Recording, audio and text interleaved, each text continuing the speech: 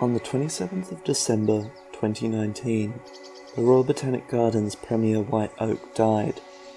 The grass below became a debris field of giant branches. For 150 years, that oak had shrouded Melbourne's picnickers, flâneurs, lovers, and readers on the garden's lawn, watching the city evolve over time. Today, the fallen tree lies in state, a mourned icon. Its decapitated trunk stands as a cenotaph, its limbs splaying around the field, fashioned into seating for mourners to pay their respects. The tree may be dead, but its presence is no less felt. Meters from the crash site lies the remaining oak lawn, an incongruous collection of international oak species. Small, tall, from all around the world, they're biologically related, but would never have met naturally.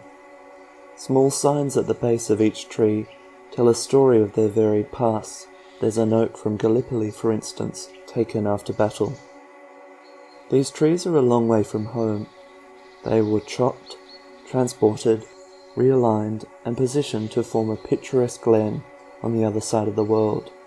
In life and in death, these trees remain design objects. The English woodland is in many ways no less artificial. Original prehistoric oak woodlands were slashed and burned, cleared 5,500 years ago by Neolithic people. Archie Miles suggests, in Britain's contemporary oak woodlands, there's not an acre of land that hasn't been manipulated by humans. Capability Brown, father of the picturesque English landscape garden, adopted naturalistic tree arrangements to reminisce the quality of this lost woodland. Throughout Melbourne, oaks are manipulated to draw attention, to validate, to guide, and curate the experience between viewer, architecture, and landscape. A short walk away, we're met by an alley of oaks crossing Faulkner Park. Soldier-like in their rows, a promenade to ramble along. The oaks act as screens, directing our gaze forward and shielding the adjacent lawns. Along the Yarra at Abbotsford, the convent nuns planted oaks that now serve as heritage sites along the river. A ring of stones provides seating to marvel at a majestic giant, the tallest in Melbourne, as a bike path swings widely around the tree to observe it in the round.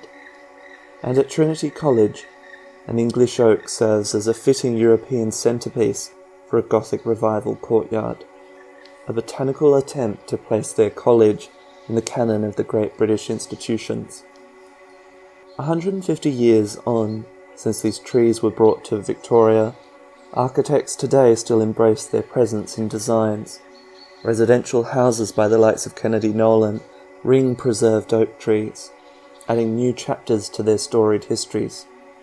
The tree as a design object becomes a contemporary design inspiration, a fact that further blurs the boundaries between the natural and artificial. The oak has graciously given its life to us humans, becoming a sponge for us to imprint our own significance. And they have long been manipulated for our design intentions. But what does the oak think? What does the tree want? Pauline Lefebvre advocates our moral obligation to respect the object's intrinsic nature. She makes us question, how can we adopt a more ethological approach to trees in design? We must see through the tree's eyes to respect their integrity, perhaps designing for trees rather than with them.